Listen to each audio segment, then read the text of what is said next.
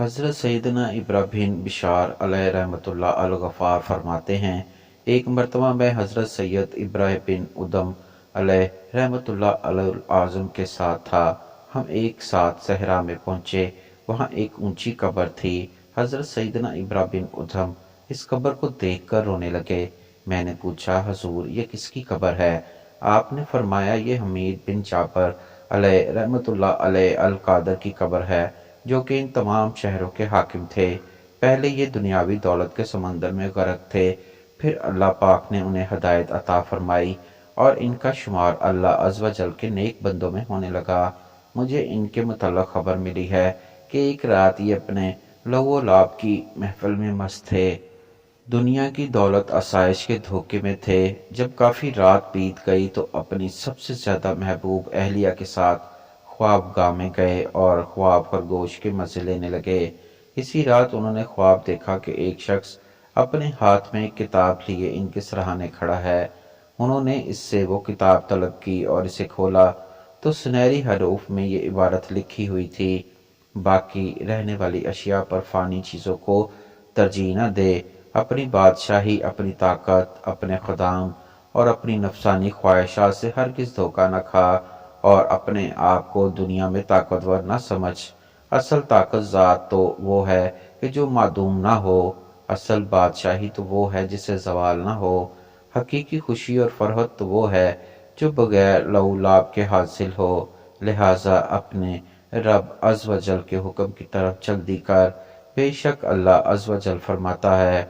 حضرت سیدنا ابراہ بن ادم فرماتے ہیں، پھر ان کی آنکھ کھل گئی، وہ بہت خوف زدہ تھے، پھر کہنے لگے، یہ خواب اللہ پاک کی طرف سے میرے لیے تنبیہ و نصیحت ہے۔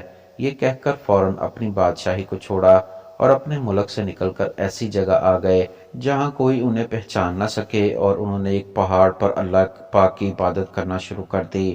حضرت سیدنا ابراہ بن ادم علیہ رحمۃ اللہ علیہ العظم فرماتے ہیں، جب مجھے ان کے بارے میں علم ہوا تو میں ان کے پاس آیا اور ان سے ان کے حالات دریافت کیے، تو انہوں نے مجھے اپنا یہ واقعہ سنایا اور میں نے انہیں اپنے سابقہ حالات کے بارے میں بتایا۔ پھر ان کے انتقال تک میں اکثر ملاقات کے لیے ان کے پاس آتا۔ بالآخر ان کا انتقال ہو گیا اور اسی جگہ انہیں دفن کر دیا گیا۔ یہ انہی کی قبر ہے۔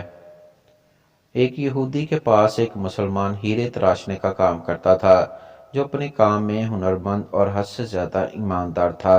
یہودی اس سونار کی کاریگری سے بے حد تحاشا نفع کمانے کے باوجود اسے مناسب معاوضہ ادا نہ کرتا تھا، جس کی وجہ سے وہ بامشکل اپنے گھر کا خرچ پورا کرتا تھا۔ یوں ہی کام کرتے کرتے اس نے عمر گزار دی۔ اس کی بیٹی جوان ہو گئی اور وہ اپنی قلیل آمدنی میں سے کچھ بھی جمع نہ کر سکا۔ بیٹی کی شادی کے لیے سونار کاریگر نے یہودی سے کچھ رقم بطور ادھار مانگی۔ کروڑ پتی یہودی نے رقم دینے سے معذوری ظاہر کر دی۔ سونار اپنی قسمت کو برا بھلا کہتا ہوا گھر لوٹ آیا۔ رقم ادھار نہ ملنے پر بیوی نے سخت ناراضگی اور طعنوں کے تیر برسا کر الگ استقبال کیا۔ پریشان حال بیچارہ ساری رات سوچتا رہا، اب کیا ہوگا۔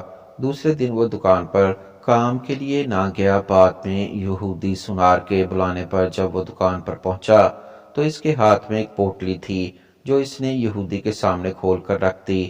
اس میں قیمتی ہیرا دیکھ کر یہودی سوالیہ نگاہوں سے کاریگر سونار کی طرف دیکھنے لگا۔ کاریگر بولا، مالک یہ ہمارا خاندانی ہیرا ہے، اسے بیچنے کی اجازت نہیں، آپ اسے گروی رکھ کر مجھے کچھ رقم دے دیں، میں آپ کو رقم لوٹا کر اپنا ہیرا واپس لے لوں گا۔ یہودی راضی ہو گیا۔ مسلمان کاریگر نے قرضے کی رقم سے بیٹی کی شادی کر دی، پھر دن رات کام کر کے قرض کی رقم آہستہ آہستہ ادا کرنے لگ گیا۔ قرضے کی آخری قسط ادا کرنے کے بعد مسلمان کاریگر نے اپنے ہیرے کا مطالبہ کیا۔ یہودی نے وہ ہیرا لا کر اس کے سامنے رکھ دیا۔ ہیرا تراشنے والے کاریگر نے ہیرا لے کر پانی میں رکھ دیا۔ دیکھتے ہی دیکھتے ہیرا گھل کر ختم ہو گیا۔ ہیرا تراشنے والے کاریگر نے کہا، مالک یہ مصری کی ڈلی تھی، جسے میں نے اپنے فن سے ہیرے کا اس طرح سے روپ دیا تھا کہ آپ جیسا سونار بھی دھوکہ کھا گیا۔ آپ نے میری عاجزی اور درخواست پر قرضہ نہ دیا، جس کی وجہ سے مجھے یوں آپ سے رقم نکلوانی پڑی۔ میں مسلمان ہوں اس لیے بھاگا نہیں، آپ کی پائی پائی ادا کر کے سرخ رو ہو گیا۔ افسوس کہ آپ نے میری قدر نہ کی، اس لیے ملازمت چھوڑ کر جا رہا ہوں۔ کاریگر یہودی کو پریشان چھوڑ کر چل دیا۔ ضرورت مندوں کی ضروریات کو پورا کیا جائے، ایسا کرنے سے معاشرے سے برائیاں ختم ہو جاتی ہیں۔